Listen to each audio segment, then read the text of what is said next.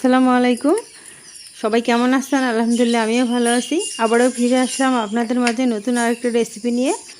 আমার আজকের রেসিপি বড় সিলভার কাপ মাছ ভেজে আবার পেঁয়াজ দিয়ে ভুনা করব। আমি প্রথমে প্যানের মধ্যে তেল দিয়ে দিলাম। তেল গরম হয়ে গেলে মাছগুলো আমি হলুদ লবণ দিয়ে মেখে নিয়েছিলাম, সেগুলো আমি ভেজে নেব। এখন মাছগুলোর এক পিঠ ভাজা হয়ে গেছে, এখন আমি মাছগুলো উল্টিয়ে অপর পিঠ ভেজে নেব। মাছগুলো আমি একটু বেশি করে ভাজবো। আমি এই মাছগুলো ভাজার পর আবার পেঁয়াজ দিয়ে ভুনা করব, সে কারণে আমি একটু বেশি করে ভেজে নিতেছি। মাছগুলো ভাজা হয়ে গেছে এক পাশে, আমি এখন মাছগুলো একটা প্লেটের মধ্যে উঠিয়ে নেব। মাছগুলো খুব আলতোভাবে ভাজতে হবে যেন টুকরোগুলো ভেঙে না যায়। একটা একটা করে সবগুলো মাছ আমি প্যানের উপর থেকে তুলে নিলাম। মাছগুলো আমি একটু কড়া করে ভেজে নিয়েছি। এবার প্যানের মধ্যে যে তেলটুকু আছে সেই তেলের ভিতরে আরেকটু তেল দিয়ে দিলাম। তারপর দিয়ে দিলাম পরিমাণ মতো পেঁয়াজ কুচি।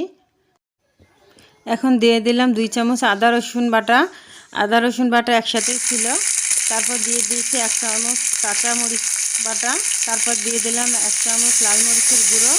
তারপর দিয়ে দিলাম ধনিয়ার গুঁড়ো এবং জিরার গুঁড়ো, দিয়ে দিলাম লবণ। এরপর মশলাগুলো আমি ভালোভাবে একটু পানি দিয়ে কষিয়ে নেব। মশলাগুলো কষানো হওয়ার আগে আগে আমি একটা টমেটো কেটে দিয়ে দিলাম। যখন মশলার উপরে তেল ভেসে আসবে তখন মাছের টুকরোগুলো আমি দিয়ে দিলাম। মাছের টুকরোগুলো এখন আলতোভাবে একটা চামচ দিয়ে এপাশ থেকে ওপাশে আমি উল্টিয়ে দেব। সবগুলো মাছ একে একে উল্টিয়ে দিলাম।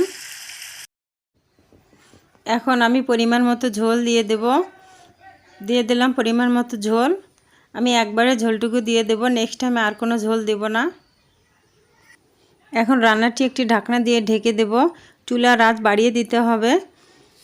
যখন রান্নার উপরে এরকম বকবক শব্দ আসবে তখন 4-5টি কাঁচামরিচ আমি তরকারির উপরে দিয়ে দেব। এখন তরকারিতে ঝোল কমিয়ে আসা পর্যন্ত অপেক্ষা করব। রান্নাটিতে এখন ঝোল কমিয়ে এসেছে।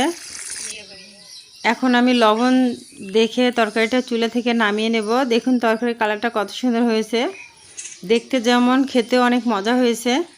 আজকে আমার রান্নাটি কেমন হয়েছে সবাই কমেন্ট করে জানাবেন। ধন্যবাদ, ভালো থাকবেন। আবারও ফিরে আসবো নতুন ভিডিও নিয়ে।